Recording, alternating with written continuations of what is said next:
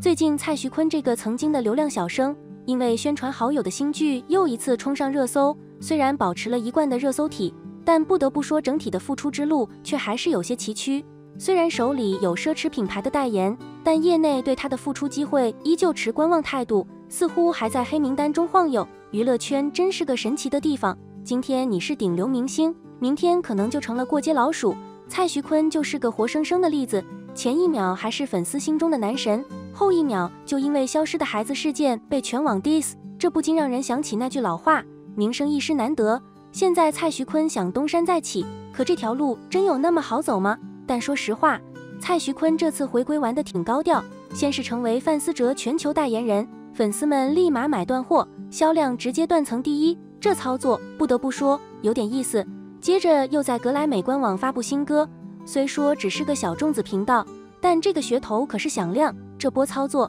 明显是想告诉大家，顶流归来依旧是顶流。可问题是，这种表面的光鲜亮丽真的能掩盖过去的阴霾吗？别忘了，去年蔡徐坤可是实打实的被内娱拉入了黑名单，那会儿连参加的综艺节目都把他的镜头剪得干干净净。这种情况下，想要重回内娱哪有那么容易？蔡徐坤这次复出，明显是在走国际路线，在海外开演唱会，找国际品牌代言，在国外平台发布新歌。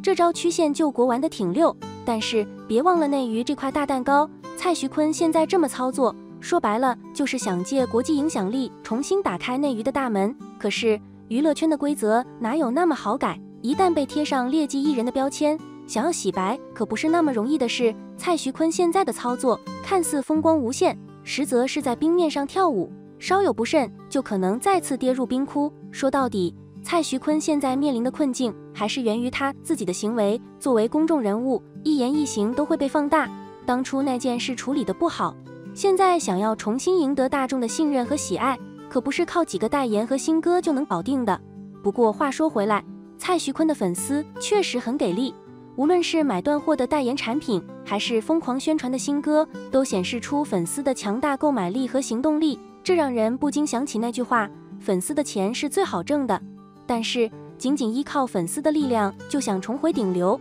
恐怕还是有点天真。现在的蔡徐坤就像是在走钢丝，一边是想要重返内娱的野心，一边是过去阴霾带来的压力。他能否在这条钢丝上保持平衡，不仅需要过人的才华和努力，更需要时间的考验和大众的认可。其实啊，蔡徐坤现在最需要做的不是急着复出，而是好好反思过去的错误，真诚地面对公众，用实际行动来证明自己的改变。毕竟在娱乐圈，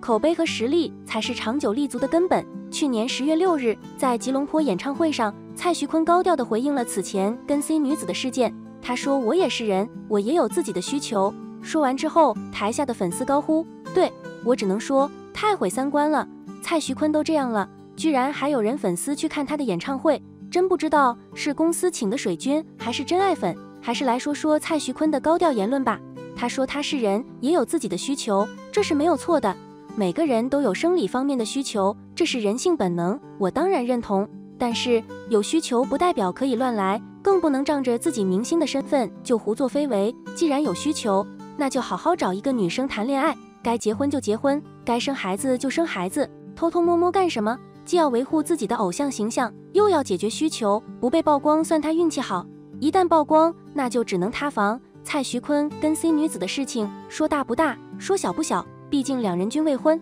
你情我愿，咱们也不能说什么。就像陈飞宇跟那个女网红一样，闹了一阵之后，不也没消息了吗？现在陈飞宇参演的《志愿军：雄兵出击》更是上了影院，因为陈飞宇没有请侦探，没有干跟踪、偷拍之类的事，蔡徐坤之所以被软封杀，不仅因为 C 女子打胎，还因为他的母亲请了私家侦探跟踪偷拍 C 女子，性质可比陈飞宇恶劣多了，所以陈飞宇还能上荧幕，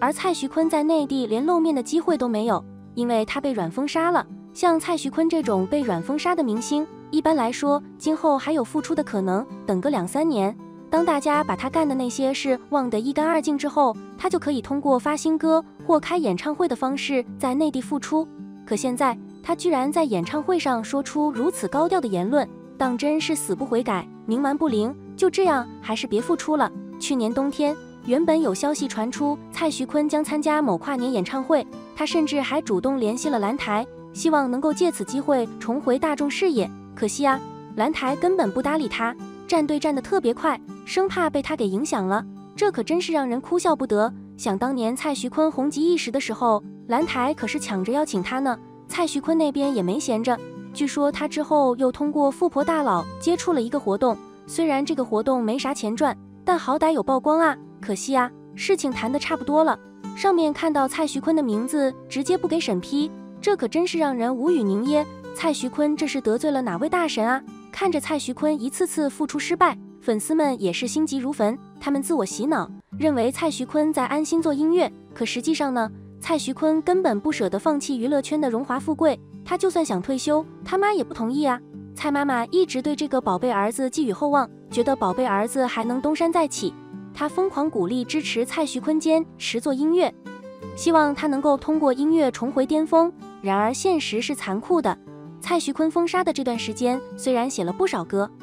但质量一般，反响效果也大不如从前，想要靠这些歌复出，恐怕是难上加难。不过话说回来，蔡徐坤的音乐才华还是有的，只不过需要更加努力和用心去打磨自己的作品才行啊。但值得肯定的是，目前的蔡徐坤依旧在积极寻找新的机会和资源，与各方进行接洽和合作。为了提高自己的知名度和热度，他不仅在社交媒体上积极宣传自己的新歌和动态，还通过通稿、营销等方式扩大自己的影响力。据了解，蔡徐坤的报价已经降低了很多，这或许是他为了复出而做出的妥协和努力。他希望通过降低报价来吸引更多的合作机会，为自己的复出之路铺平道路。众所周知，2018年凭借热门选秀类综艺节目《偶像练习生》一夜成名的蔡徐坤，早前一直寂寂无名。他在决赛成团夜以高票领先，夺得节目第1名，以 9% 组合的 C 位成功出道，并且收获了大批的粉丝，成为了当红的流量小生。